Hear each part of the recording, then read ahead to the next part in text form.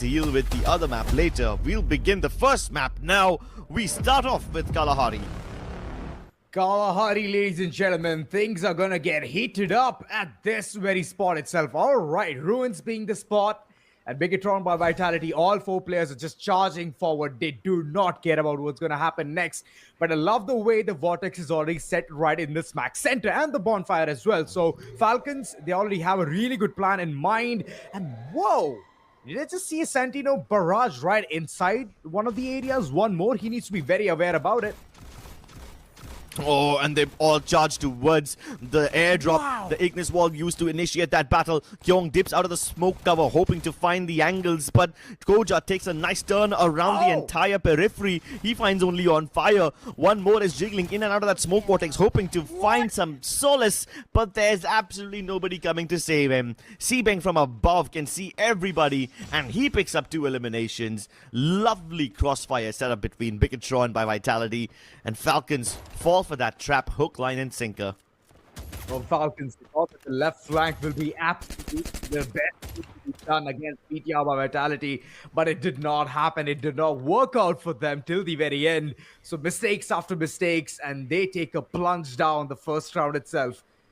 Having now the G36, this is going to give Bigetron by Vitality the edge over in this round. Only one person, which is Kyong, invests on that vest. And the rest of them, they're like, you know what, let's just YOLO it.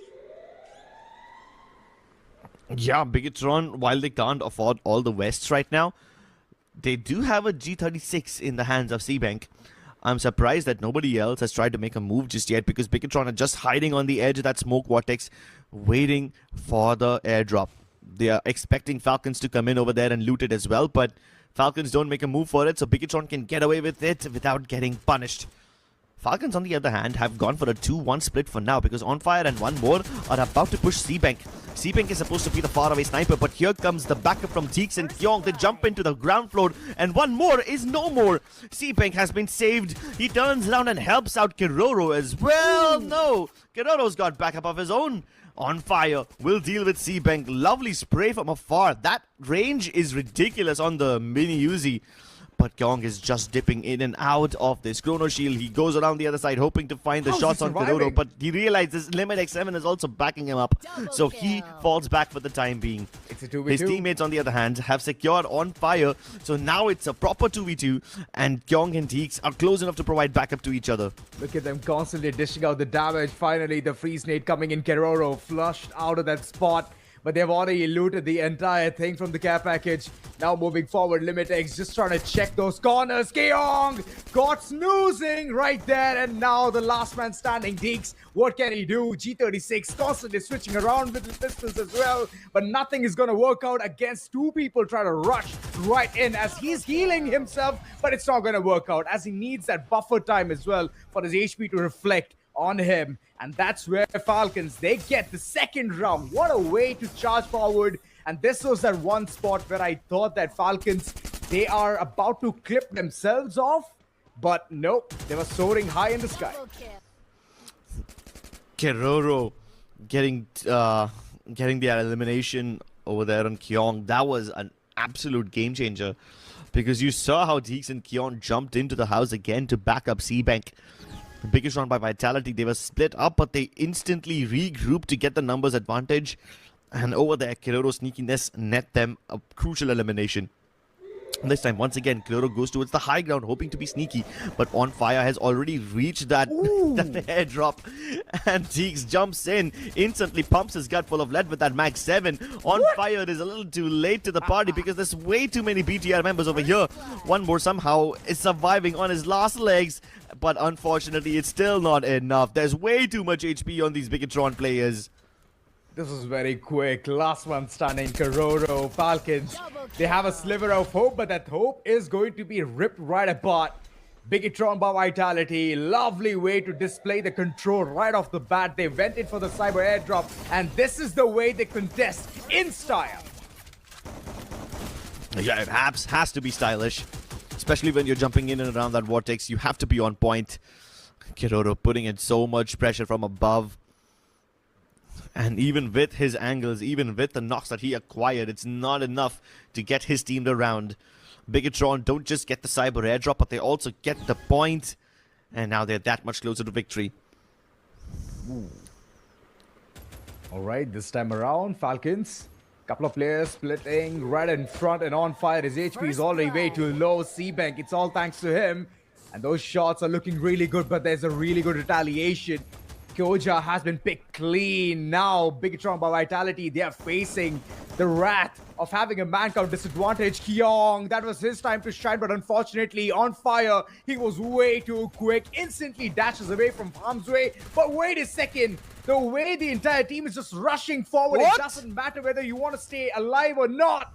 This team is still going to hit where it hurts the most. Man count advantage, Falcons trying to go ahead and get this round and claim it theirs. And Keroro, he's already done the deed. Keroro's done the deed and he needs to finish off what he started. Ffmai from afar was supposed to provide cover for his teammates, but he's not been able to do anything. He's struggling to even save his own life. And while he's distracted by one more, Keroro gets that final nail in the coffin, and Falcons equalize the scoreline. Wow. I love the way Falcons, all of a sudden, they just bounce back. Whenever they have their backs against the wall, they just get even more aggressive. And Keroro, my goodness, from the start of that round, he was an impactful player. AC-80 in hand and those damages being dished right out. That's lovely. But this is the place where things change usually. And the Vortex, as you can see, it's right at the tippy top. So whoever reaches towards that spot and starts sniping, I bet that team is going to have a really good advantageous position. Just so far, 2 members of Falcons have gone for the high ground. Liminex7 on the spine. Deek's also trying to climb up over there. But you've also got one more from afar who's trying to provide overwatch. Oh my god, on fire. Dips into the smoke vortex. He's also trying to jiggle in and around that chrono shield. But one more is so good with it. Same with on fire. These guys win their up-close engagements. Oh no, Deeks was ready for on fire. He knew that he would jump in. So Deeks manages to lay that trap and get the elimination. But one more is here to get the trade. Ffmai has the angles. He provides cover to Deeks. And that's going to help keep Deeks alive. But can Liminex7 get the elimination? He's got the angles. He needs to be aware about Ffmai now. Lovely shot connected. Ffmai at half HP. Liminex7 also takes a lot of damage. But Keroro actually backs him up. He takes Ffmai down. And now it's just Deeks trapped on the low ground. Can get shot from all the angles. And Liminex7 needs to finish off the job before Deeks gets himself all healed up. Another dink. Can he get this one? He's trapped over there, getting shot from both the sides. And Falcons take the lead. I mean, Deeks, all they did was lay flat on the ground right after all of that suppressing fire. I mean, he has the iris, not gonna lie, Ffmai, from the likes of Bigetron by Vitality, but I believe it's Falcons going ahead and doing the heavy lifting. Doesn't matter where the opponents are standing, doesn't matter if there's a glue wall right in front, those shots are absolutely sublime. The VSK is doing a lot of damage, and no wonder this is the weapon of choice of the champions. 3-2 Falcons Esports. Look at all the double VSKs being pulled out. Liminex7 and Keroro, they've got their weapon of choice prepared. On fire, trying to cross the street and gets over to the other side, hoping to isolate the fight against Koja, but Koja tries to run. He gets up on top of the staircase, jumps back down, and now he's successfully juked them.